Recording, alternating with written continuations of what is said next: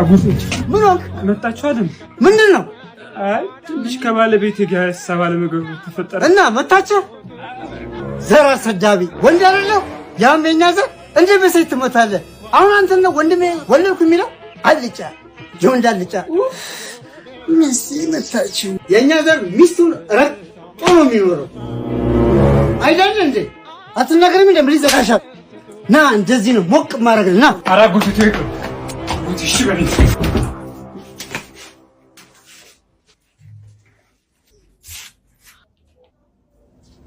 መጣችኋል እንዴ አክስቴ? አዎ ምን ነው ፍቅር መምጣታቸውን ሳትነግረኝ?